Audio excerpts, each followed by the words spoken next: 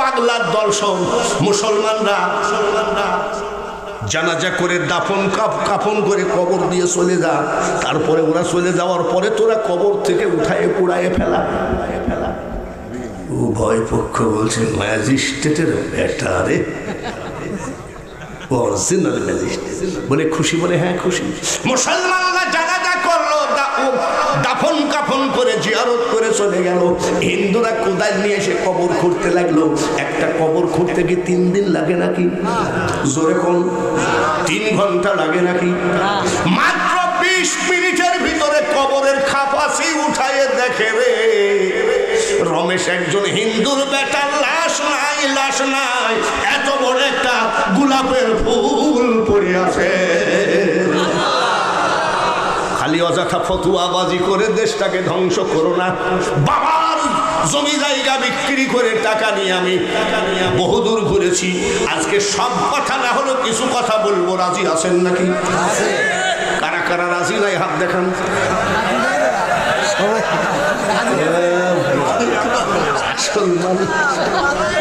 আরে শুনতে একটু ভুল হয়ে গেছে। রাজি আছেন ইনশাআল্লাহ? আরো জোরে হবে, রাজি আছেন? আপনারা তো সবই রাজি আছেন। সেদিন এক মৌলবী ওয়াজ করতেছে, ফিলিস্তিন ইসরায়েলকে ধ্বংস করবো ইনশাআল্লাহ। আমি মিথ্যা চাটাম ধারিস না, বাটা স্যান্ডেল ইসরায়েলের ফেলা, বাটা স্যান্ডেল পায়ে দিয়ে আবার ইসরায়েলের বিরুদ্ধে বলে। এই যে কোকা কোলা খাও না, কার বানানো? কই এত হাতা গুছাইস মোল্লারা, তুই তো নিজেই কোকা কোলা কিনে খাইস। এইসব ধানাই পানাই, এইসব ভাইরাল মাইরাল বাদ দাও। কিছু কিছু বক্তা তাকায় থাকে, এরকম একটা ঘটনা ঘটলে ওইটা নিয়ে চালাবো, ওইটা নিয়ে চলে কোনো লাভ নাই। ফিলিস্তিন না, সারা বিশ্বের মুসলমান একদিন জয়ী হবে। এখন ওয়াজ তো ধরেন টুকটাক শুরু হয়েছে, কেবল ভূমিকা শেষ করলাম। এখন ওয়াজ শুরু করবো, পারবেন তো? পারবেন তো? দেখতে দেখতে দাড়ি পেকে গেল, চুল সাদা হয়ে গেল, পাওয়ারফুল চশমা নিলাম। আমি যখন বক্তা হয়েছি তখন আমার মুজ দাড়ি উঠে, তখন থেকে দেখলাম বহু লোক ইনশাল্লাহ হুজুর। পরে দেখা যায় একটু লেট হলে বক্তাকে মারতে গেলে ঠেকানোর লোক থাকে না, শুধু মাইকালাটা থাকে। এরকম হবে না তো? গোরস্থানটা কোন দিকে? ওই গোরস্থানে মা শুয়া আছে, বাবা শুয়া আছে। রব্বির হামহুমা ভুলে গেলেন, জাইনামাজ চিনলেন না, ইয়াবা চিনলেন, অজু চিনলেন না, চিনলেন ফেন্সিডিল, এসব হারাম পথে চলে গেলেন। আপনার মা যে চিৎকার করে কান্দে যখন কোনো আল্লাহওয়ালা ব্যক্তি গোরস্থানের পাশ দিয়ে হেঁটে যায়, তখন আপনার মা কান্দে, কে যাও রে পথিক রাস্তা দিয়া হাঁটিয়া, সূরা ফাতিহা সূরা ইখলাস যাও না একবার পড়িয়া। বেটারে আমি তোর মা 10 মাস 10 দিন পেটে করে টানতে গিয়ে রুকু সেজদা দিতে পারিনি। আমি তোর বাবা মাঠে কামলা দিতে দিতে ক্লান্তি হয়ে গেছি, নামাজ ছেড়ে দিয়েছি। সেই মা বাবা গোরস্থানে কান্দে, কোনোদিন মার দিকে খেয়াল করলেন না। এমনও লোক আছে গোরস্থানে আর বাপের কবরটা চিনবেও না। বিভিন্ন সাহাবীরা দিলে, হযরত আবু বকর দূরে দাঁড়িয়ে কাঁদতেছে, চোখের পানি মুছতেছে। আহারে,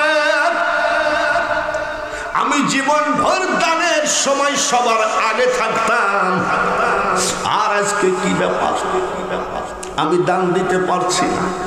বাড়ি গেছে হাঁড়ি পাতিল ডেকসি কুদাল শাপল বদনা ঘটি সব উটের পিঠে উঠাইছে।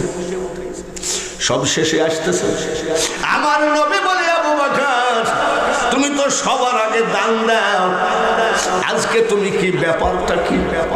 বলে হুজুর আপনার চাদর মোবারকের উপরে দান চাচ্ছেন, তাহলে তো দান করাই লাগে।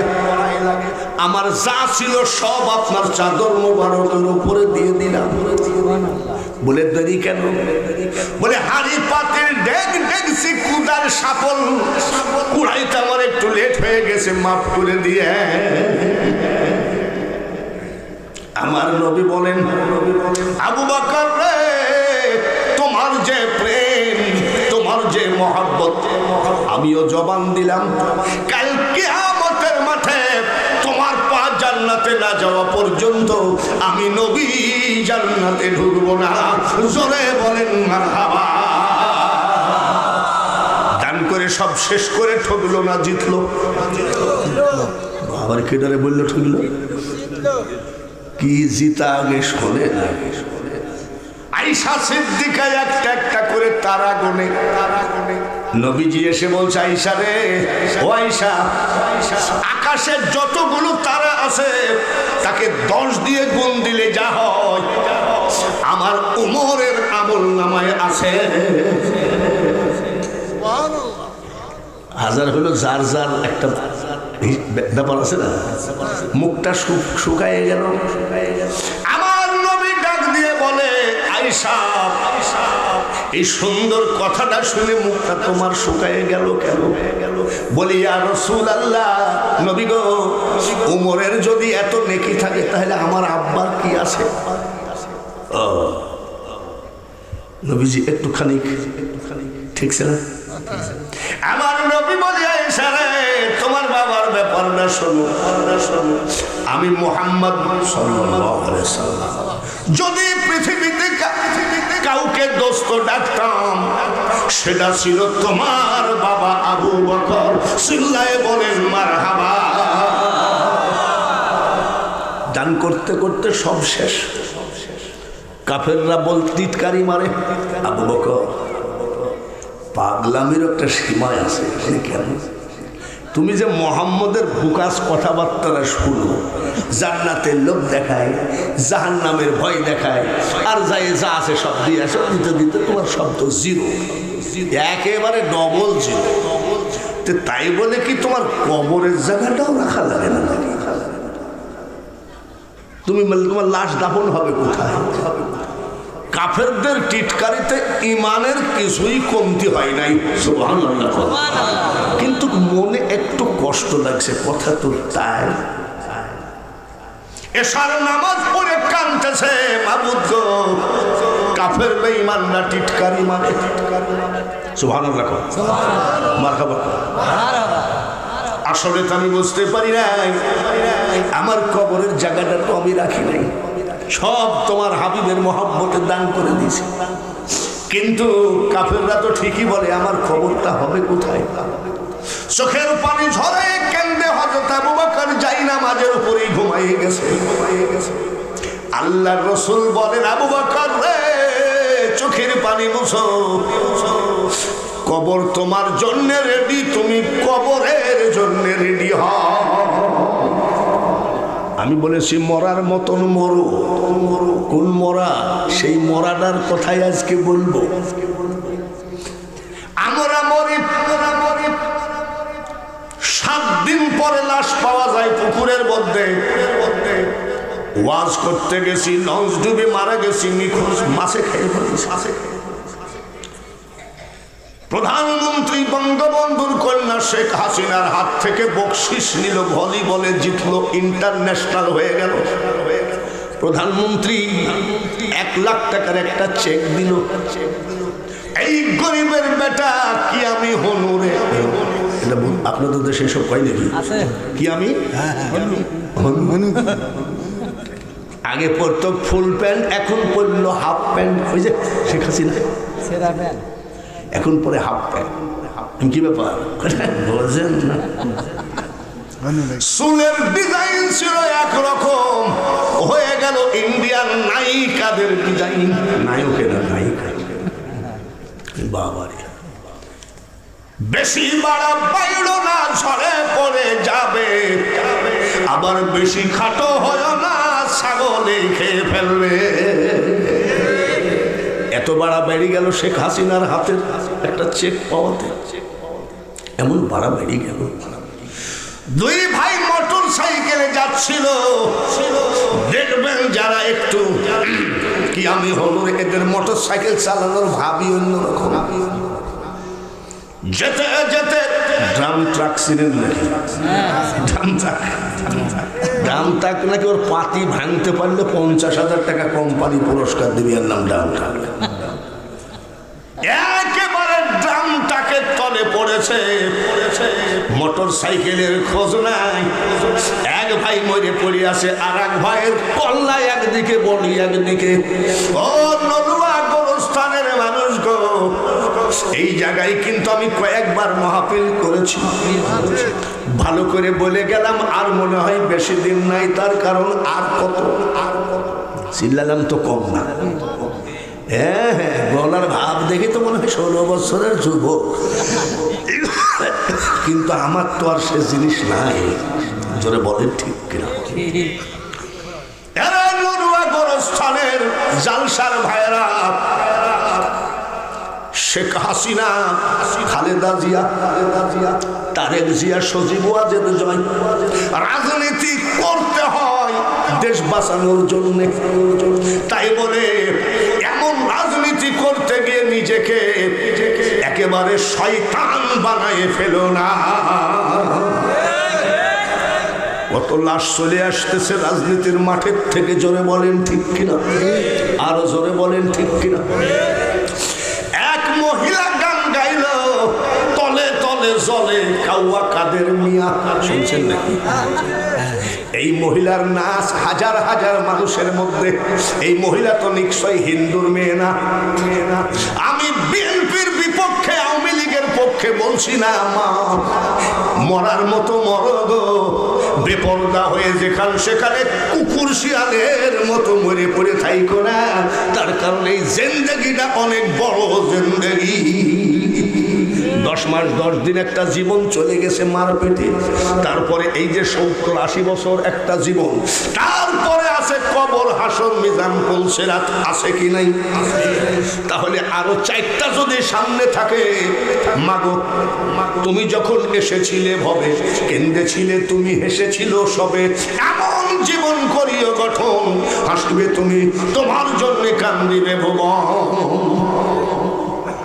হযরত আবু বকর সিদ্দিককে নবীজি কি বললেন? মনে আছে? কবর তোমার জন্য রেডি, তুমি কবরের জন্য রেডি হও। স্বপ্নের মধ্যে বলছেন, সুবহানাল্লাহ, স্বপ্নের ভিতরে বলছেন। এই আবু বকর শুধু কবরের জন্যও কান্দে, আর আমরা গোরস্থানের ভিতরে ফেন্সিডিলের বোতল পাওয়া যায়, শুধু গোরস্থানের ভিতরে খালি ফেন্সিডিলের বোতল নেই।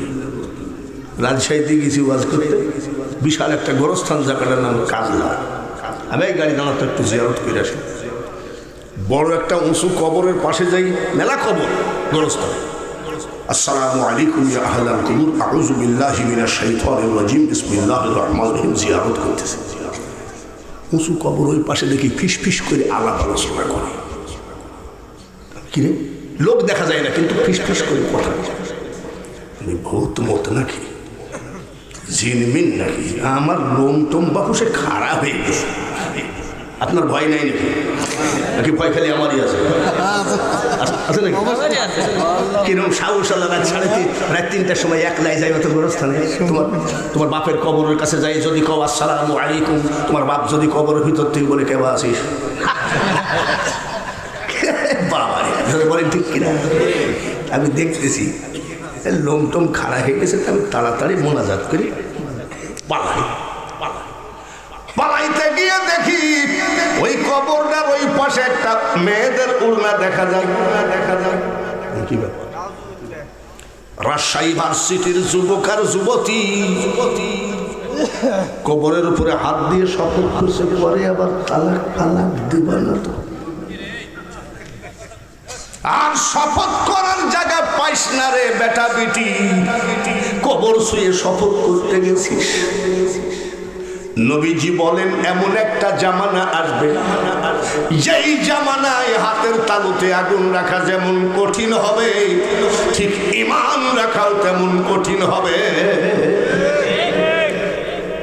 বাইরে আমার বন্ধুরা, হযরত আবু বকর সিদ্দিক কত বড় আল্লাহওয়ালা, উনি দাঁড়ায় আছেন, জিবরাইল ফেরেশতা আসছেন। হযরত আবু বকরকে বলছে, আসসালামু আলাইকুম, কেমন আছেন? ওয়া আলাইকুম আসসালাম, ভালো আছেন। জিবরাইল বলে, আবু বকর ভাই বলেন তো এখন জিবরাইল কোথায়? জিবরাইল কিন্তু ওনার সামনে দাঁড়ায়। জিবরাইল বলছে, বলেন তখন জিবরাইল কোথায়? হযরত আবু বকর সিদ্দিক রাদিয়াল্লাহু তাআলা আনহু 1 মিনিট চোখটা বন্ধ করে চোখ খুলে বলছে, এই যে জিবরাইল। সুবহানাল্লাহ বলে। জিবরাইল ফেরেশতা বলেন, আবু বকর ভাই, আমি যে আপনার সামনে দাঁড়িয়ে আছি কেমনে বুঝলেন? বলে, আপনি যখন প্রশ্ন করলেন জিবরাইল কোথায়, তখন আমি চোখ বন্ধ করে জাহান্নামে নাই, জান্নাতে নাই, আরশে মুআল্লায় নাই, সিদরাতুল মুনতাহায় নাই, লৌহ মাহফুজে নাই। আমি চোখটা বন্ধ করে দেখি জিবরাইল আমার সামনে দাঁড়ানো। সে লোক কাঁদতে কাঁদতে ঘুমায় গেছে। নবীজি বলছে, কবর তোমার জন্য রেডি, তুমি কবরের জন্য রেডি হও। নবীর কথা মিথ্যা হবে নাকি? নবীর স্বপ্ন মিথ্যা হয় নাকি? একবার যদি কেউ নবীকে স্বপ্নে দেখে, তার জন্য জাহান্নামের আগুন হারাম হয়ে যায়। লা ইলাহা ইল্লাল্লাহ। আরো তো বাবা সিকিরের ভাব জোরে জোরে, লা ইলাহা ইল্লাল্লাহ। সবাই লা ইলাহা ইল্লাল্লাহু মুহাম্মাদুর রাসূলুল্লাহ। একটা মানুষও যদি জবান বন্ধ করেন, আপনি কপাল পোড়ালো। তার কারণ আল্লাহ তাআলা কোনো নামাজ পড়ে না, রোজা করে না, হজ করে না, যাকাত দেয় না, কলেমা পড়ে না। আল্লাহ বলে, আমি কোনো ইবাদত করি না, ইবাদত কবুল করি। আমি একটা কাজ করি, ইন্নাল্লাহা ওয়া মালাইকাতাহু ইউসাল্লুনা আলান নবী। আমি আমার ফেরেশতাদেরকে নিয়ে আমার হাবিবের উপরে দুরূদ পড়ি। জোরে কোন মারহাবা। ইয়া আইয়ুহাল্লাযীনা আমানু সাল্লু আলাইহি ওয়া সাল্লিমু তাসলিমা। তোমরাও আমার হাবিবের উপরে দুরূদ পড়ো।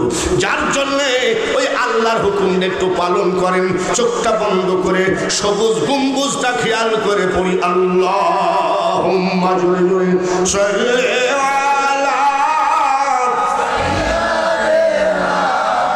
মাওলানা। আরো জোরে, ওয়ালা আলি সাইয়্যিদিনা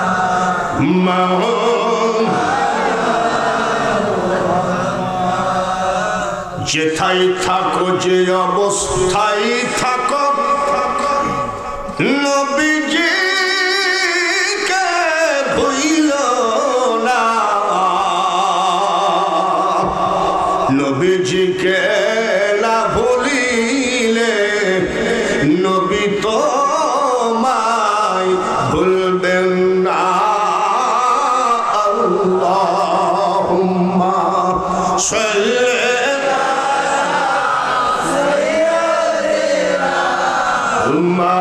মাওলানা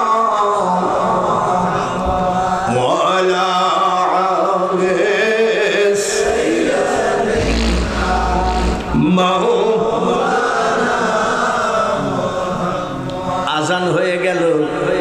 হযরত আবু বকর ইমামতি, ফজরের নামাজের ইমামতি করলেন। ইমামতি করে মুসল্লিদের দিকে ঘুরে বসলেন। নামাজ শেষ। চোখের পানি ঝর্ণার মতো ঝরে যাচ্ছে, ঝর্ণার মতো। হযরত ওমর বলে, আবু বকর কেন আপনি কাঁদেন বলেন তো, কি হলো? বলে, কিছুই হয় নাই। উসমান গনি বলে, হুজুর আপনি কাঁদেন কেন বলেন? বলে, কিছুই হয় নাই। হযরত আলী রাদিয়াল্লাহু তাআলা আনহু বলেন, আপনি এইভাবে কাঁদতেছেন, বলেন আপনাকে কে কি বলেছে? বলে, কেউ কিছু বলে নাই। বলে, তাহলে কাঁদতেছেন কেন? এরা ওমর, আমি আবু বকর যদি মারা যাই, তুমি জানাজা করবে। উসমান গনি লাশ ধোয়াবে, হযরত আলী যেন কাফনটা পরান। এই লোকটা যদি এগুলো বলে যায়, এগুলোকে কি বলে? ওসিয়ত। জোরে বলেন, কি বলে? এই মানুষটা যদি বলে যায় ওর বেটা বেটিকে, বাবারে আমি যদি মারা যাই বাঙালি হুজুর যেন জানাজা করে, এটাকে কি বলে? ওসিয়ত। এইবার সাহাবীরা বলে কে কাফন পরাবে, কে জানাজা করবে, কে লাশ ধোয়াবে, সবই তো বললেন। কিন্তু আবু বকর গো, আপনার তো কোনো জমি জায়গা নাই, লাশ দাফন করব কোথায় সেইটা বলেন। কিছুক্ষণ চুপ থেকে থর থর করে কাঁপে আর কান্দে আর কয়, সাহাবীরা, আমার হাবিবের মহাব্বতে, আমার নবীর মহাব্বতে আমার জমি জায়গা ধন দৌলত সব আমি কুরবানি করে দিয়েছি আল্লাহর রাস্তায়। এক কাজ করো, আমি মারা গেলে জানাজা শেষে আমার লাশটা আমার দয়ার নবীর রওজার কিনারে রাখবা। আমার নবী মরা না জিন্দা? আরো জোরে বলেন, আরেকবার বলেন। নবী যে জিন্দা, কারি ইব্রাহিম রহমতুল্লাহ আলাইহি হজ করতে গেলেন, হজ করতে গিয়ে কাবা জিয়ারত করে মদিনায় গেলেন। নবীর রওজায় সালাম দেয়, সালাতু ওয়া সালামু আলাইকা ইয়া রাসূলুল্লাহ। আল্লাহ রাসূল বলে, ওয়া আলাইকুমুস সালাম ইব্রাহিম। কারি ইব্রাহিম রহমতুল্লাহ আলাইহি কাঁদতেছেন। অন্যান্য হাজী ভাইয়েরা বলছে, হুজুর আপনি কাঁদেন কেন? বলে, আমার নবীর রওজায় সালাম দিলাম রে, আমার নবী সালামের জবাব রিটার্ন দিল, আমি নিজে কানে শুনেছি। তাহলে নবী মরা না জিন্দা? ভাইরা আমার, অন্যান্য হাজী ভাইয়েরা বলছে, কারি সাহেব হুজুর সালামের জবাব রিটার্ন পাইছেন, তাহলে তো হাসার কথা, কান্দার কথা না, আনন্দের কথা। তাহলে আপনি কাঁদছেন কেন? কারি ইব্রাহিম রহমতুল্লাহ আলাইহি বলে, আমি কান্দার কারণটা শোনো। 1400 বছর আগে যে নবী মারা গেছে, এখনো রওজা থেকে যদি সালাম রিটার্ন দেয়, আমার নবী মরে না। আমি কাঁদছি এই জন্যে, যদি উনার পা মোবারক, কদম মোবারকটা একটু বের করে দিতেন, আমি ইব্রাহিম, আমি ইব্রাহিম ওনার পাক কদমে চুমা দিয়ে ঘরে ফিরে যাইতাম, আর আমার আর অন্য কিছু দরকার ছিল না। মানুষ বানাইছে আল্লাহ প্রেমের কারণে, প্রেমের ডুরি বান্ধ নবীজির সনে। কুল ইন কুনতুম তুহিব্বুনাল্লাহ ফাত্তাবিউনি ইউহিব্বুকুমুল্লাহ ওয়া ইয়াগফির লাকুম যুনুবাকুম আল্লাহু গফুরুর রহিম। নবীকে ভালোবাসতে হবে, আয়াত আছে কি নেই? কিন্তু বর্তমানে কিছু হুজুর নামধারী মোল্লা, ভাইরাল মোল্লা, ভাইরাল মোল্লা বুঝেন তো? ভাইরাল মোল্লা মানে কি? ভাইরাল মোল্লা বলতে আমি বলি কি জানেন? কিছু দালাল সেট করে রেখেছে জিন্দেগিতে ওই ভাইরাল হুজুর টেলিভিশন সেন্টার চোখেও দেখে নাই, কিন্তু লেখছে RTV, BTV, STV, NTV। এই হুজুরকে আমি জিজ্ঞাসা করছি, বলে হুজুর একটু টেলিভিশন সেন্টার আমার জীবনে একটু দেখার খুব শখ, নিতে পারেন? বলে হুজুর আমি নিজেই যাই নাই। বলে লিখছেন কেন? বলে এইগুলো না লেখলে ভাইরাল হওয়া যায় না। মারবে রে আতশের কুড়া, সোজা করবে বেকা তেড়া, জোর জুলুম খাটবে না তাতে, হুজুর কে তোমার আর যাবে সাথে। হুজুর সারাদিন টিকটক করে, টিকটক মানে যুবকরা বুঝে, আর রাত্রে জুব্বা লাগাই ওয়াজ করে। হুজুরের আবার ভাব কত, 80,000 টাকার নিচে হবে না, আবার টাকা অগ্রিম দিয়ে দেওয়া লাগবে। অগ্রিম তারা দিয়ে দেয়, তার কারণ ওনার যে ওয়াজ তাতে 10 মিনিট স্টেজে টিকবে কিনা ঠিক নাই, যার জন্য আগেই টাকা নিয়ে নেয়। আমি আমাকে বড় মনে করছি না, আমি সাজাদপুরে আসতে শাহ মখদুম রহমতুল্লাহ রেখে জিয়ারত না করে আমি ওয়াজে উঠি না। রাজশাহী গেলে শাহ মখদুমকে জিয়ারত না করে গেলে উঠি না। ভাইরাল বক্তারা, খোদার কসম করে বলছি, হবিগঞ্জে একজন ডিবির অফিসার আমার বাড়িতে আসছে, বলে হুজুর 95,000 টাকা আমি হেলিকপ্টার ভাড়া দিয়ে দিয়েছি, আপনি হেলিকপ্টারে যাবেন, আমি আল্লাহর ওয়াস্তে মাফ করেন, টাকাটা আমাকে দিয়ে দেন। বলি কেন? 360 আউলিয়ার সর্দার বাবা শাহজালাল শাহপরান কত 360 জন আউলিয়া ঘুমাই আছে, আর আমি বেয়াদবের মতো হেলিকপ্টার নিয়ে তার বুকের উপরে উড়বো। এই মা আমাকে পেটে রাখে নাই, আমার মা একজন আল্লাহওয়ালা ছিলেন। খুশি হয়ে তো আমাকে দিয়ে দিয়েছে আল্লাহ তাআলার কাছে। আল্লাহকে ডাকা, আল্লাহকে ডাকা। এই লোক দেখায়নি ভাইরাল হয়নি, ভাইরাল। নিজামুদ্দিন ধুলাউড়ির ওয়াজ শুনছেন নাকি? আব্দুল ওহাব বুলবুলের ওয়াজ শুনছেন নাকি? শুনছেন না? ওনারা ওয়াজ করলে মানুষ চোখের পানি ঝরাইয়ে দিয়েছে। আর এখনকার বক্তা আগেই টান মারে, টান মারে।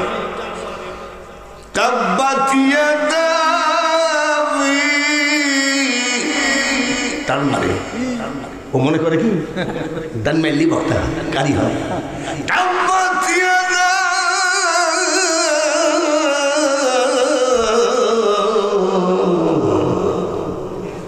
মানে এমন টান মারিছে সামনে যে কি আছে বক্তার মনেই না। এই সব করে কি আর ভাইরাল হওয়া যায় রে বেটা?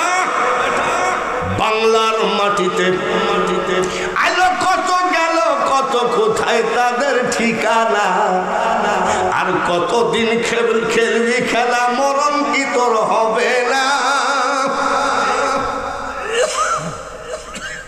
কোথায় গেল বঙ্গবন্ধু, কোথায় গেল সরোয়ার্দী, কোথায় গেল বাংলার শেরে বাংলা?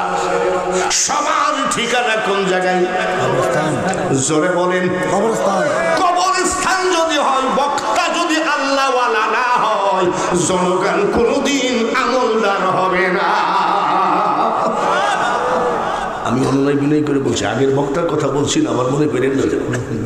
আগের বক্তা তো আমাদের লাইনের লোক, কিয়াম টুক করলো দেখছেন না? আমাকে লাইনের লোক বক্তা আছে, কিছু ভাইরাল বক্তা আমার থেকে বেশি টান জানো না। এই শাহজাদপুরের মাটিতে 1 বছরে আমি 67টা ওয়াজ করেছি। শাহজাদপুর থানা, বুঝতে পেরেছেন? এখন সিলেট, ব্রাহ্মণবাড়িয়া, কুমিল্লা, চিটাগাং এই দিকে থাকি, শাহজাদপুরে কমে গেছে। আমার ওয়াজ তাই বলে আপনারা পান না বলে বাঙালি হুজুর কেউ ডাকে না তা না। এখনো 1-150 ওয়েটিং এ আছে ওয়াজ। ভাই মাপসাই আমার ডেট নাই। আবার আবার কিছু কিছু বক্তা দেখি ডেলি 3 খ্যাপ মারে, সকালে একটা, দুপুরে একটা, রাত্রে একটা। আল্লাহ সবাইকে হেদায়েত করেন, সবাই বলি আমিন। হযরত আবু বকর সিদ্দিক রাদিয়াল্লাহু তাআলা আনহু বলেন, ওমর জানাজা শেষ করে আমার নবীজির রওজার কিনারে আমার লাশটা রাখবা, উনি যেখানে বলে সেখানেই কবর হবে। সুবহানাল্লাহ। আমি কিন্তু ওয়াজের শুরুতে বলছি মরা 2 রকম। আবু বকরের মরা আর আমাদের মরা এক রকম নাকি? সত্যিকারী ওসিয়ত মোতাবেক ওই জায়গায় রাখা হলো। 1-1.5 ঘন্টা কোনো আওয়াজ নাই রওজা শরীফ থেকে। কাফের বেঈমানরা টিটকারি মারতে লাগলো, আবু বকর তুই কি জানিস আব্দুল্লাহ একটা ডিজিটাল বলল? কাফেররা কয় এখনই তো লাশ জঙ্গলের ভিতরে ফেলে দেবে, কুকুর শিয়ালে খাবে। এই কথাটা হযরত ওমরের কানে এসেছিল। হযরত ওমর বলে সরেন সরেন, সবাই সরায় দিয়ে একেবারে জব্দ করে ধরেছে রওজা শরীফের কোণাই, জব্দ করে ঢেকে বলছে, দয়ার নবী, নূরের নবী গো, তুমি নবী আমার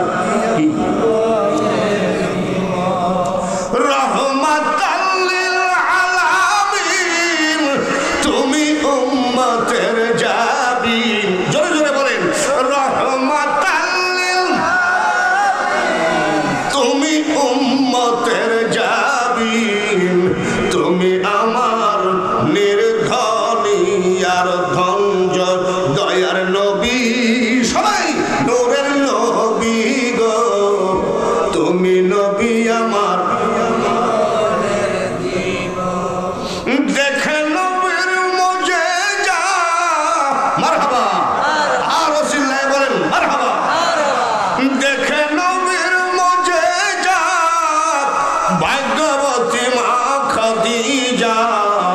জীবন যৌবন করিলেন অর্পণ দয়ার নবী নূরের নবী গো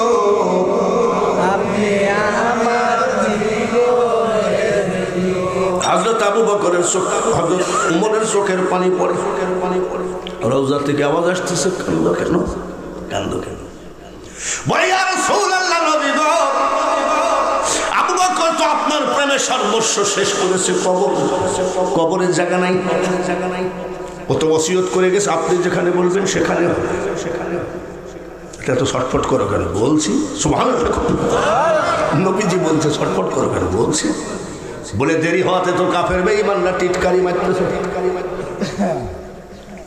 কুরশিয়ালে লাশ খাবে নবীজি ধমক দিয়ে বলছে বাজে কথা বলবা না ওমরের আবু বকরের লাশ কুরশিয়ালে খাবে কেন বলে হুজুর কি করা যায় বলে ওমর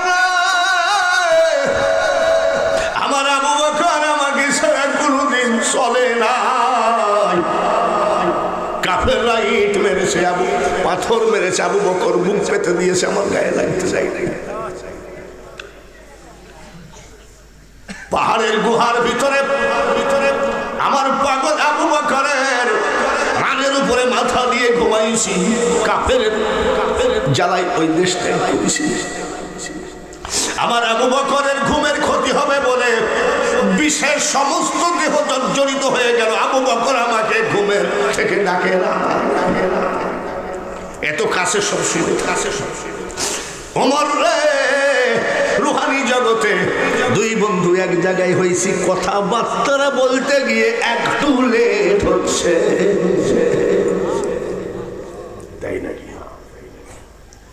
বলে হুজুর কি করা যায় কি আর করবি রে ওমর আজীবন আমার আবু বকর যখন আমাকে আমার পাশ ছাড়লো না আমার পাশেই খবর দেবে দুই বন্ধু কিয়ামত পর্যন্ত এক জায়গায় ঘুমায়ে থাকি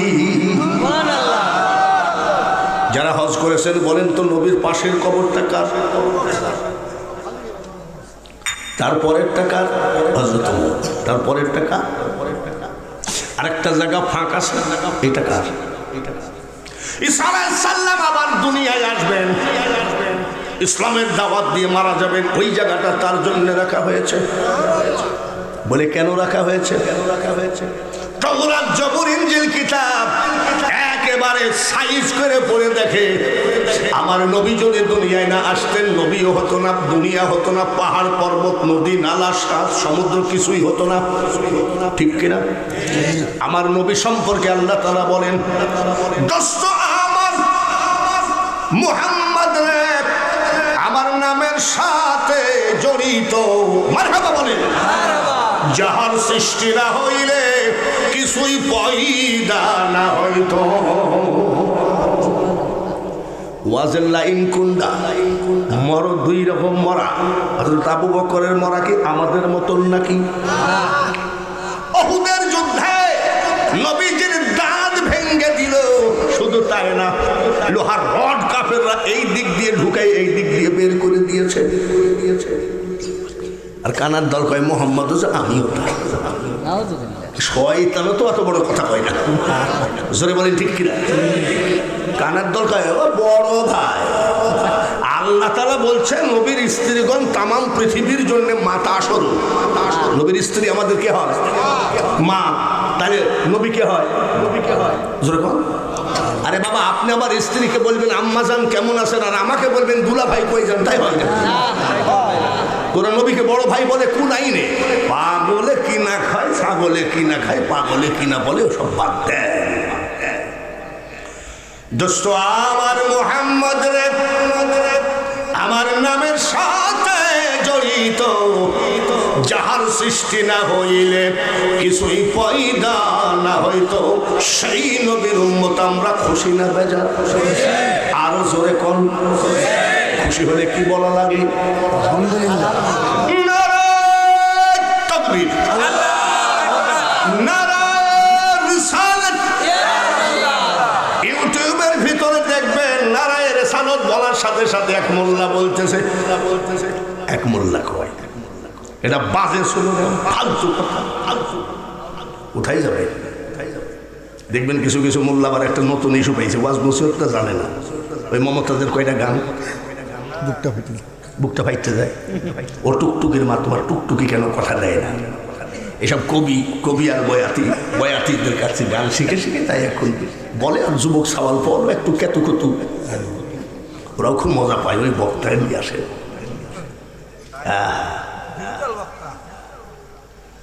কি বক্তা?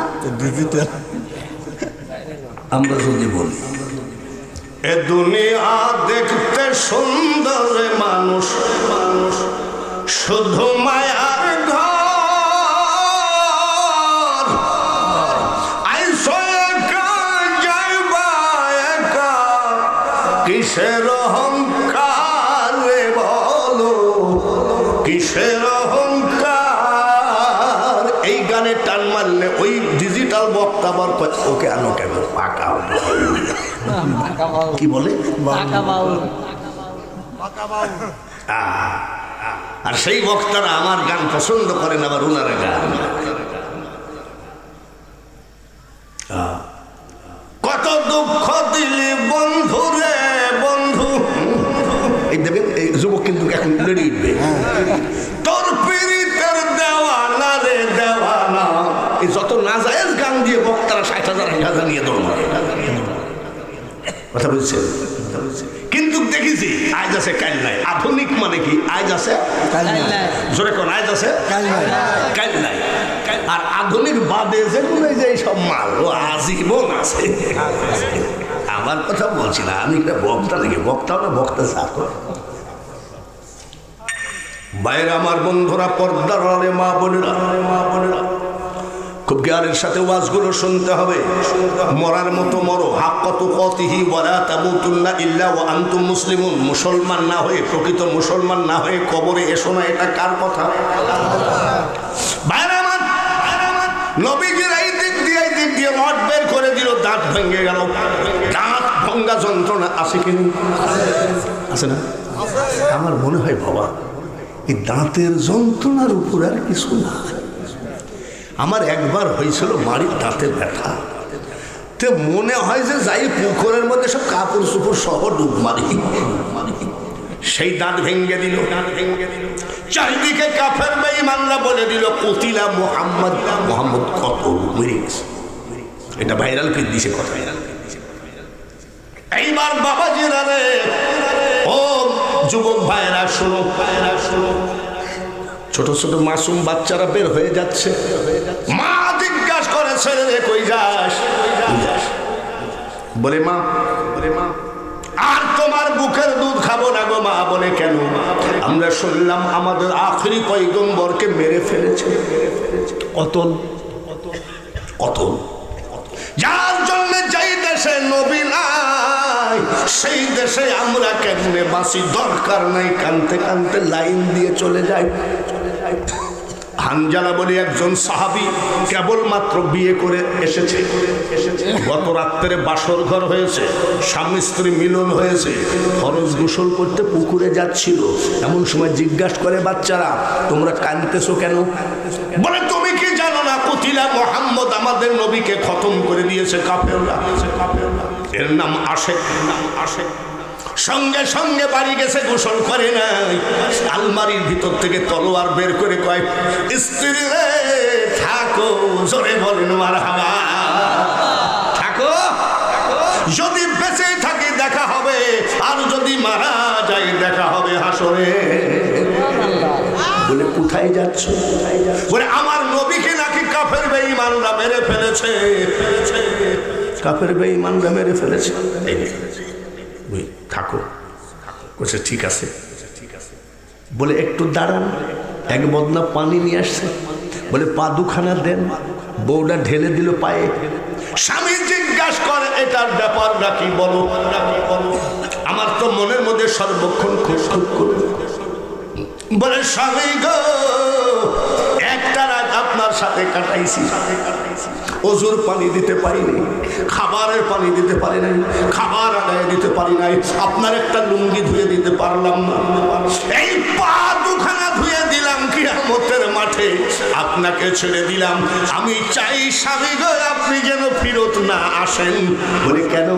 বলে আমি কাল কিয়ামতের মাঠে যেন শহীদের স্ত্রী হিসাবে আল্লাহ আমাকে ডাক দেয়। হানজালা শহীদ হয়ে গেল। নবীজি ডিক্লার দিয়ে দিলেন, ওহুদের যুদ্ধে যারা শহীদ হয়ে গেছে লাশগুলো সব নিয়ে এসে গোসল করানোর দরকার নাই, যে যেভাবে আছে ওইভাবে কবর দিয়ে দাও। সাহাবীরা জিজ্ঞাসা করে, ইয়া রাসূলুল্লাহ, ইয়া হাবিবাল্লাহ, এইভাবে কবর দেওয়ার হাকিকত কি? আপনি তো গোসল না করে কাফন না পরায় দেন নাই। আমার নবী বলে, সাহাবীরা রে শোন শোন, আমার জীবনে একটা মারাত্মক যুদ্ধ হলো ওহুদের যুদ্ধ। এই যুদ্ধ যেন আল্লাহ আর না দেখাই। আমি চাই আল্লাহ কাজী হবেন, সুবহানাল্লাহ বলে। আর আরেকটা চেয়ারে থাকবে, সেটা হবে উকিল। পাবনার উকিল নাকি, সিরাজগঞ্জের উকিল নাকি, ইন্ডিয়ান উকিল নাকি, ওই কুকুর খাওয়া দেশের উকিল নাকি? উকিল হবে নবী মুহাম্মদুর রাসূলুল্লাহ।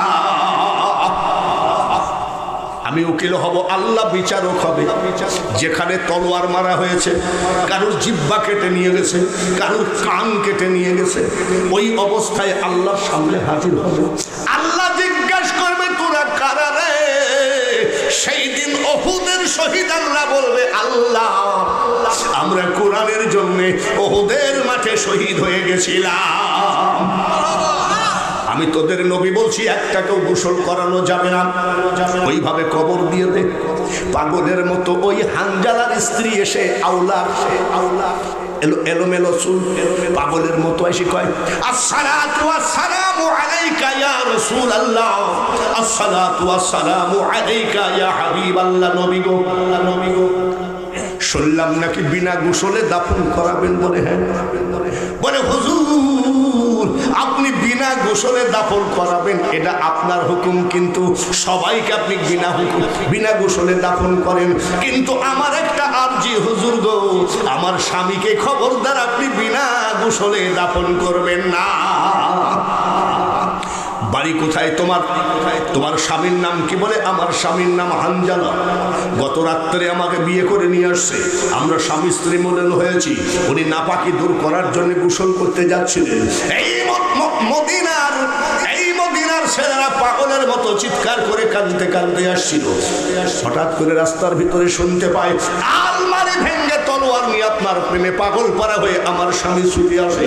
আমার স্বামী কিন্তু নাপাক, আমার স্বামীকে আপনি গোসল করাবেন না।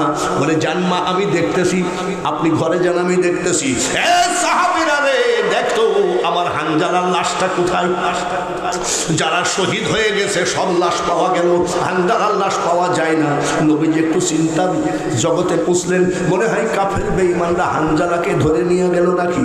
একটু চিন্তা করতে করতে জিবরাইল এসে সালাম দেয়, আসসালাতু ওয়াসসালামু আলাইকা ইয়া রাসূলুল্লাহ, আসসালাতু ওয়াসসালামু আলাইকা ইয়া হাবিবাল্লাহ। হুজুর, হানজালার জন্য আপনি চিন্তা করবেন না, চিন্তা করে লাভ নাই। বলে কোথায় আছে? বলে কাফের বেঈমানরা ওকে ধরে নিয়ে যায় না, হানজালা শহীদ হয়ে গেছে। আমার আল্লাহ তাআলা ফেরেশতাদেরকে ডেকে বলেছে, হানজালা রে, ধর্মের জন্য, কোরআনের জন্য, আমার হাবিবের জন্য হানজালা শহীদ হয়ে গেল। হানজালা স্বামী স্ত্রী মিলন হয়েছিল, নাপাক। ওকে গোসল না করে আমি আল্লাহ কেমনে কবরে দিই? তাড়াতাড়ি লাশটা উঠায় নিয়ে এসো। উঠায় নিয়ে এসে জান্নাতের বরকতি পানি দিয়ে হানজালাকে গোসল করায় মদিন এই ওহুদের ময়দানে দিয়ে আইসো। আমি শুরুতেই বলেছি, মরা কয় রকম আজকে দেখবেন ইনশাল্লাহ। রাজি আছেন তো? রাজি আছেন তো? এইবার ডাক দিয়ে বলে, কই সে লাশ? বলে হুজুর গো, ফেরেশতারা নিয়ে জান্নাতের বরকতি পানি দিয়ে গোসল করাচ্ছেন, কিছুক্ষণ পরে দিয়ে যাবে। ফেরেশতারা হানজালার লাশ দিয়ে গেল। সাহাবীরা দেখে রে, দাঁড়িয়ে চুলে লাগাবে, জান্নাতের সুগন্ধি পানিগুলো এখনো পড়ে যায়।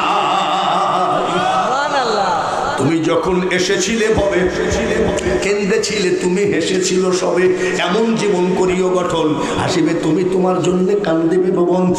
খাজা মঈনুদ্দিন চিশতি আজমির রহমতুল্লাহ আলাইহি 90 লক্ষ জাতিকে মুসলমান বানালেন। বানাতে বানাতে মারা গেছে, ওনার কবর দেওয়া হয়েছে। কবর তখন পাকা হয় নাই, কবর তখন বিল্ডিং হয় নাই, সুন্দর করে 10 জন খাদেম বসে আছে। কয়জন? জোরে গো। 10 জন খাদেম বসে আছে, কেবল মাজার তেমন একটা পাকাপুক্ত করা হয় নাই। এমন সময় বাদশা আওরঙ্গজেব তলোয়ার নিয়ে বের হলো, ভণ্ড মাজারগুলোকে আগে ধ্বংস করে দাও। আমাদের দেশে ভণ্ড মাজার আছে কি নেই? আছে, বহু আছে। জোরে বলেন ঠিক কিনা?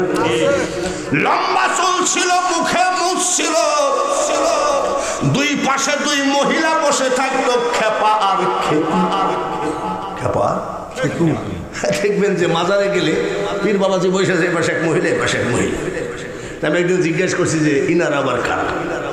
আবার কি বলে জানেন? 2 পাশে 2 মহিলা বসায় রেখে বলরা গান গায়, পরে নারী পরের দ্রব্য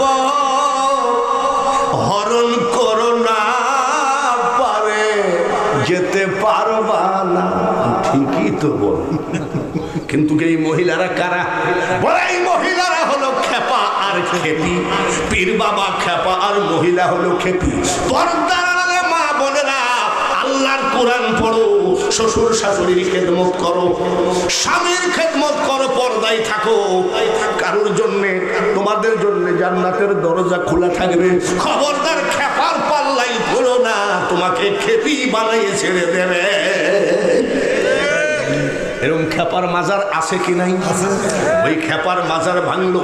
বাদশাহ আলমগীর ছিল একেবারে শরীয়তের কঠিন একজন আলেম, জ্ঞানী। এই যে এই কি বলে পার ইয়ে লুঙ্গি যদি গিরির নিচে যায়, তুমি লাঠি দিয়ে মারতে। বাদশাহ আওরঙ্গজেব গেল মাজার ধ্বংস করতে করতে 10 জন ফোর্স নিয়ে গেছে। এই মাজার কার? বলে খাজা মঈনুদ্দিন চিশতি। বলে খাজা মঈনুদ্দিন চিশতি আবার কেডা? বলে উনি সুলতানুল হিন্দ, হিন্দুস্তানের বাদশাহ। মরদ আবার বলছে আমি তো বাদশাহ। আবার বাদশাহ কেডা? বলে খাঁটি অলি না ভণ্ড অলি? বলে খাঁটি অলি। বলে খাঁটি অলি যদি হয় মরা না জিন্দা? জোরে বলেন আপনারা। ওরে বাবারে, জানেন না নাকি? কথা বলতে এক হই, ঘুমিয়ে গেছেন নাকি? আল্লাহর অলি খাজা মঈনুদ্দিন চিশতি খাঁটি না ভেজাল? আরো জোরে কোন?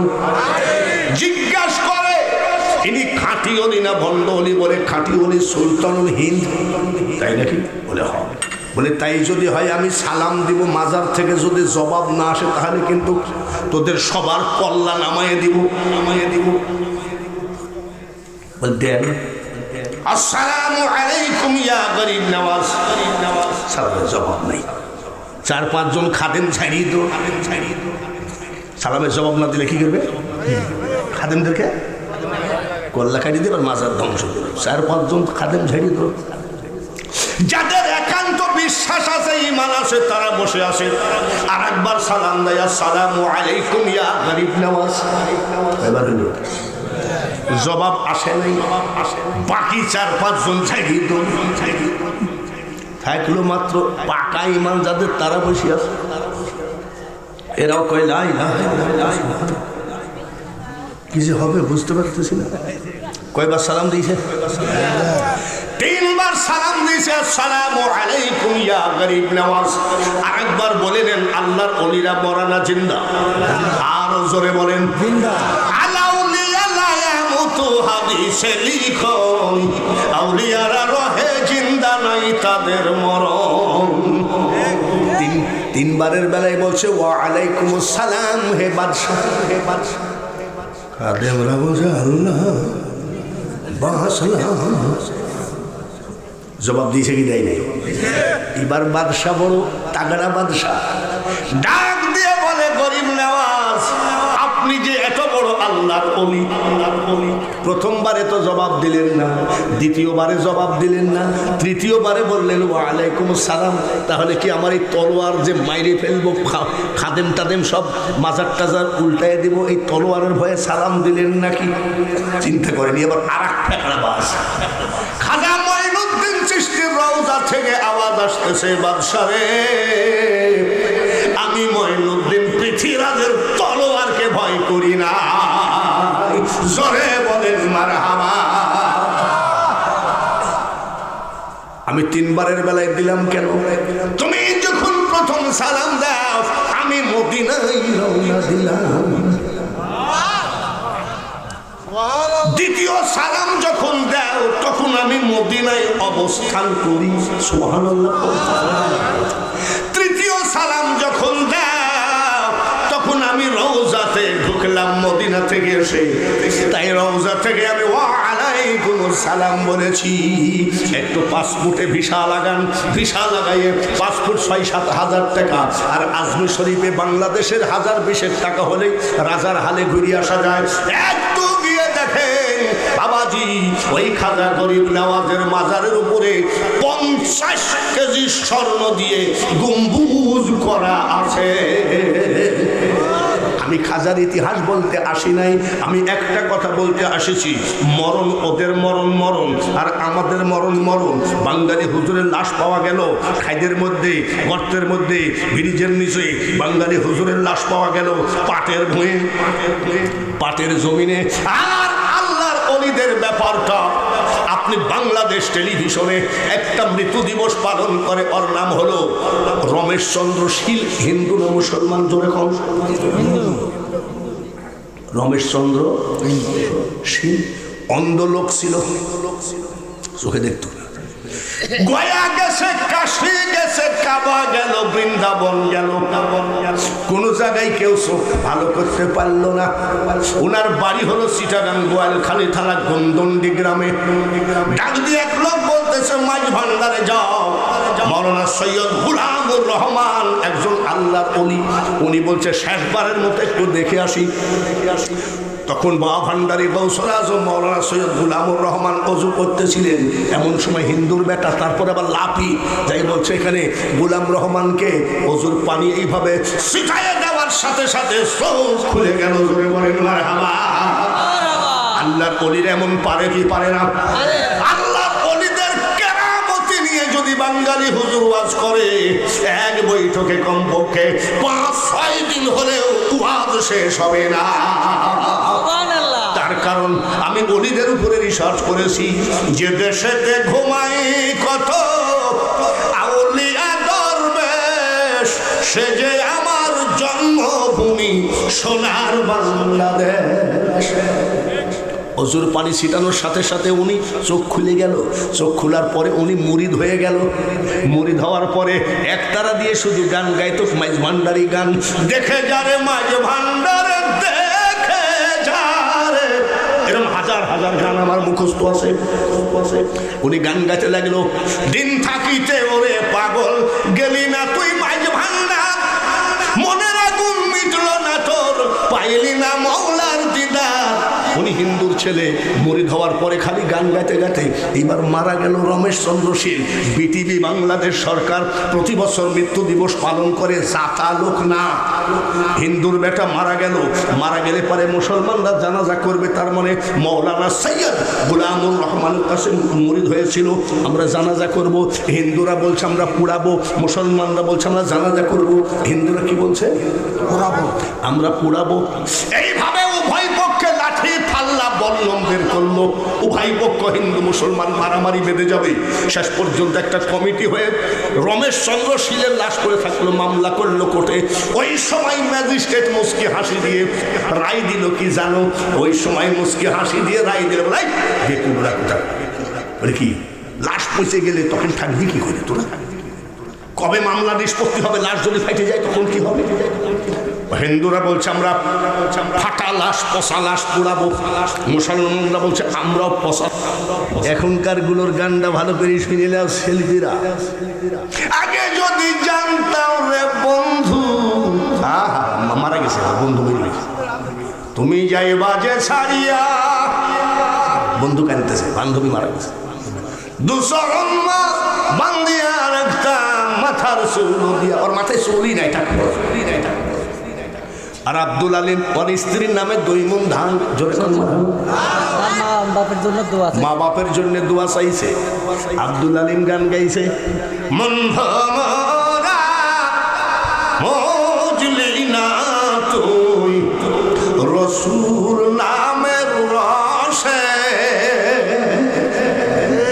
আব্দুল আলীমের গান। আরেকটা বলবো নাকি? আরেকটা বলবো নাকি? আমার নামের 2টি বাতি দিও সে রওজায়, মনে বড় আশা ছিল। এটা আব্দুল আলীমের গান। সেই আব্দুল আলীম স্ত্রীর নামে 2 মণ ধান, জোরে বলেন মারহাবা। 10 আর 11 আর 2 কত হয়? এটা কে দিয়েছে? বাবারে, ওর বউ দিয়েছে 2 মণ ধান, জোরে কোন মারহাবা।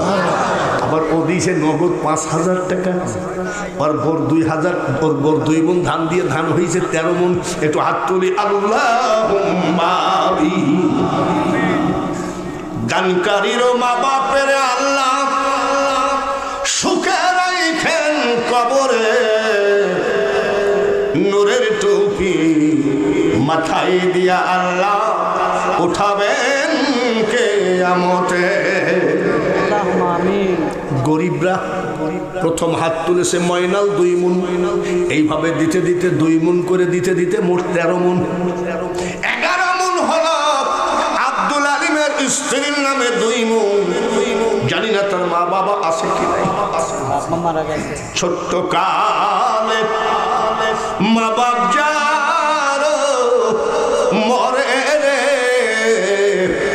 তাহার মতো দুঃখী নাই রে জগতে। আল্লাহ বাবা যতই বৃদ্ধা হোক, বৎসরে যদি একবার মেয়ের বাড়িতে যায়, মেয়ের সেই দিন ঈদের দিন মনে হয়। পর্দার আড়ালে যেসব মেয়েদের মা নাই বাবা নাই, তার নারী সেই জায়গা। গোরস্থানের মাটি দিয়ে আব্দুল আলীমের স্ত্রী, মা বাবু, দাদা দাদি, আব্দুল আলীমের পরিবার যারা মারা গেছে, যারা ধান দিল, টাকা দিল, আমি কি দিব? আমি মূর্খ হলেও তো প্রধান। ওদের দানের সাথে, ধানের সাথে, টাকার সাথে আমি প্রধান বক্তা 1 ফোঁটা চোখের পানি মিশাই দিলাম। আল্লাহ কবর, হাসর, মিজান, পুলসিরাত মাফ করে দিও। যারা হজ করেছে আলহামদুলিল্লাহ। আমি এই নদুয়াতে গোরস্থানে আমি কতবার এসেছি। মাবুদ গো, বৃদ্ধ অবস্থায় যখন তুমি এনেছো, 1 ফোঁটা চোখের পানি দিয়ে তোমার আদালতে হাত বাড়ালাম। সব দানকারীকে একবার কাবা জিয়ারত না করা পর্যন্ত কাফনের কাপড় পরায়ও না। মা বোনেরা একবার 5,000 টাকার বেশি দিয়েছে, আবার দিয়েছে। ওদের শাড়ির আসল জীবনে টাকার অভাব দিও না। লা ইলাহা ইল্লাল্লাহ মুহাম্মাদুর রাসূলুল্লাহ। 13 মণ ধান বাবা। দেখেন তো, সব কাজ অভিনয় করা যায়, চোখের পানি অভিনয় করে আনা যায় না। আব্দুল আলীমের স্ত্রীর কথা শোনার সাথে সাথে মাও নাই, বাবাও নাই, এই চোখের পানি আর 2টা মণ ধান দিলে 15 মণ হয়ে যায়। একা যদি দিতে পারেন আলহামদুলিল্লাহ, তাহলে 1 মণ করে 2 জন হাত বাড়ান তো দেখি কার হাতখানা সবার আগে উঠবে। আজকে 1 মণ করে ধান দিবেন, মাত্র 2 মণ। মোহর 1 মণ, জোরে বলেন আমিন। 14 মণ হলো। আর একটা মণের জন্য হাত বাড়ান তো কে আছেন? বাবুল 1 মণ, 15 মণ হলো। বিরিয়ানি বলেন, পোলাও বলেন, হজম হইয়া যাবে। আর দান করিলে দানের সওয়াব পাহাড় হইয়া রবে। জোরে বলেন মারহাবা। যেদিন তোমার ডাক পড়িবে ওই কবর মাঝে শুইতে, আর জোগাড় কিছু করছো বন্ধু তার মাঝে বিছাইতে। আমার নবীর দরদি কে আছেন? নবীর দরদি। নবী কি এতিম নাকি ছিলেন না? দয়ার নবীজি আমার এতিম ছিলেন। দেখি তো এত নবীর পাগল হয়ে যাও, আমার নবীর নামে 5টা লোক এক মন করে হাত বাড়াও তো দেখি পারো নাকি। এটা মা বাবার জন্য হবে না, ওই মদিনায় নবীজি আমাদের জন্য কাঁদছেন, কিয়ামত পর্যন্ত কাঁদবেন। কিয়ামতের দিনে নবীজি জাহান্নামের খাম্বা ধরে কাঁদবেন। আল্লাহ জিজ্ঞাসা করবে, হাবিব তুমি এইভাবে কাঁদছো কেন? বলে আমার পাগল উম্মতকে জাহান্নাম থেকে বের না করা পর্যন্ত আমি জাহান্নামের খাম্বা থাকবো না, ছাড়বো না। এই নবীর পাগল 5টা লোক আমি দেখতে চাই, নবীর নামে 1টা মন করে ধানকে দিবেন। আল্লাহ জীবনে জমি বিক্রি করাবে না কিনাবে, শুধু নবীর পাগল দেখি। এইবার থেকেরা আচ্ছা আইনাল মন্ডল, আইনাল মন্ডল নবীর পাগল। এইবার থেকেরা হিরিয়া হীরা 1 মন, এগুলো হলো নবীর নামে। হীরা জহরুল 1 মন, চাঁদ আলী 1 মন, 4টা হলো ময়লাল আরেক মন, ময়নাল একটা 5টা হলে মুরব্বীর নাম কি? সামাদ ভাই, আব্দুল সামাদ ভাই 6 মন হলো। জোরে বলেন মারহাবা। নবীর পাগল আছে কি নাই? আরো জোরে কোন আছে কি নাই?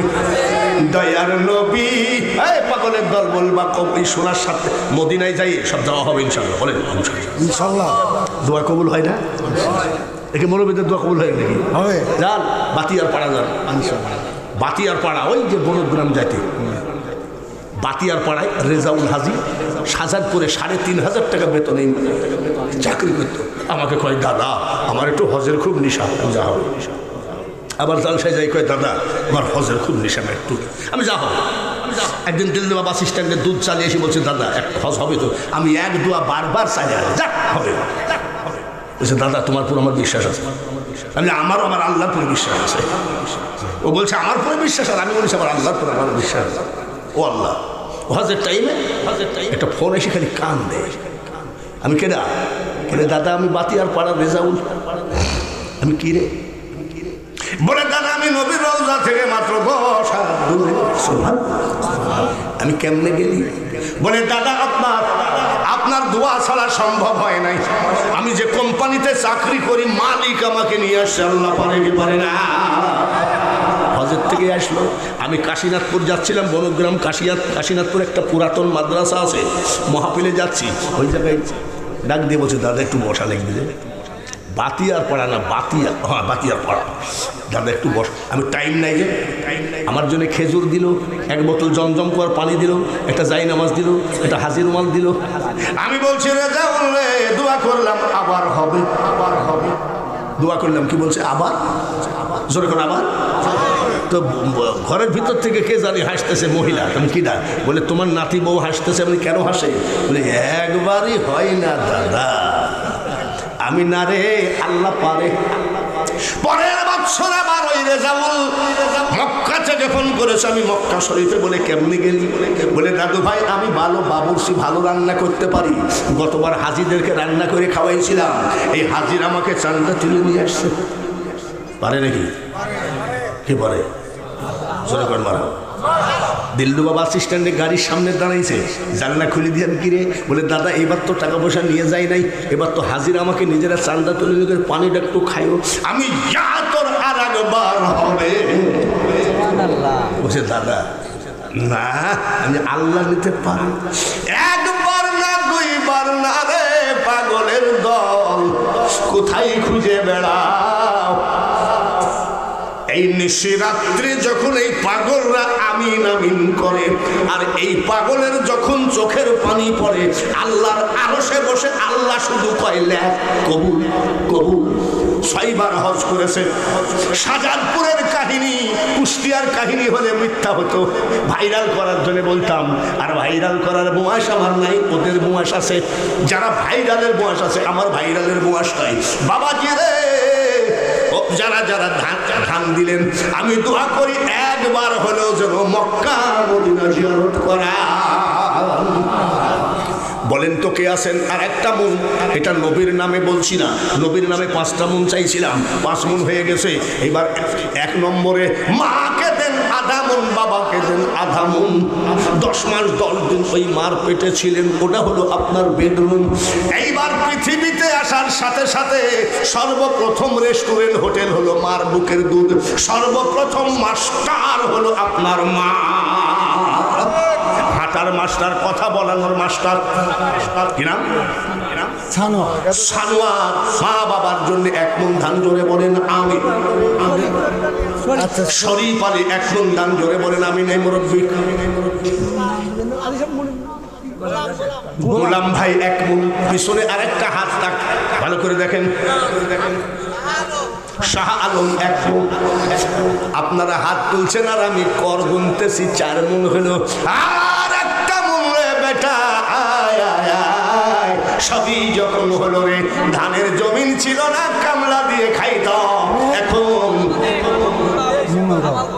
কিনা জামাল পরামানিক 5 মন হলো, জোরে বলেন মারহাবা।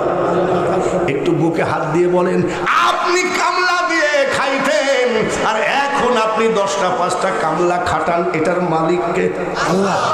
নদীর কুল ভাঙ্গে কুল করে, এই তো নদীর খেলা নাকি? মুরব্বী ঠিক কিনা? সকাল বেলার বাদশারে তুই ফকির সন্ধ্যা বেলা। কবি নজরুল বলেছেন, আজকে যে রাজা ধীরাজ, মারহাবা বলেন, আরো জোরে বলেন মারহাবা। আজকে যে রাজা ধীরাজ, কাল সে ভিক্ষা চাই,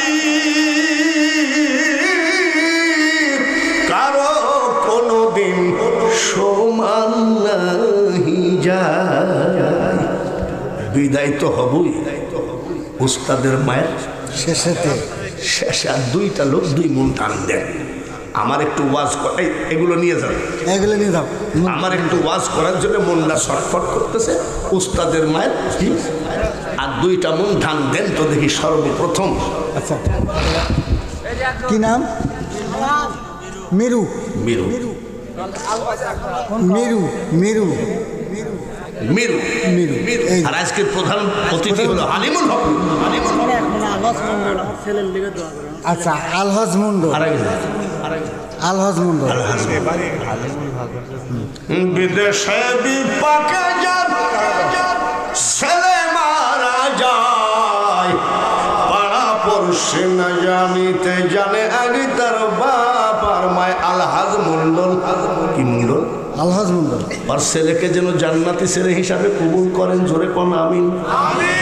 তারপরে নাম কি? নাম কি? আলহাজ। ছেলের নাম কি ছিল? আরে ছেলের নাম জিজ্ঞেস করিনি, আপনি কি নাম কি? আলহাজ। আমি সেইটা তো বলছি, আলহাজ। হজনা করতে আলহাজ,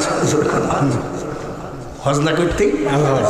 আলহাজ ওর মা নামটা রাখছিল আল্লাহ, আমার ছেলে যাতে হজ করে, যার জন্য আলহাজ। ছেলেকে জান্নাত দিও, আলহাজকে একবার হলেও মক্কা মদিনা জিয়ারত করায়, জোরে বলেন আমিন। এবার সবগুলো নিয়ে দোয়া করবো, এগুলো বলে দিই, একটা একটা করে বলে দিই। রেজাউল 500 টাকা, আব্দুল হান্নান 100 টাকা বাকি, আর 500 টাকা 100 নগদ, 500 বাকি। মকবুল ইসলাম 80 কেজি ধান, জোরে বলেন আমিন। আরিফ হোসেন 2 মণ ধান, জোরে বলেন আমিন। মোহাম্মদ উকিল 100 টাকা, জোরে কোন আমিন। 20 কেজি ধান মুক্তা খাতুন, জোরে কোন আমিন। জয়নাল প্রবাসী 1 বস্তা, প্রবাসে থেকে 1 বস্তা ছিল। তারপরে আল্লাহ কবুল করো, জোরে কোন আমিন। আমানত আলী 2 মণ ধান, আল্লাহ আমিন আমিন। নগদ 100 টাকা, নাম লেখা নাই। হোসেন মোল্লা 20 কেজি ধান, রেজাউল ইসলাম 40 কেজি ধান, মজনু শেখ 1 বস্তা সিমেন্ট, আব্দুল খালেক 1000 টাকা, নান্নু মোল্লা 1000 টাকা নগদ, 500 টাকা বাকি। সবাই বলেন আমিন।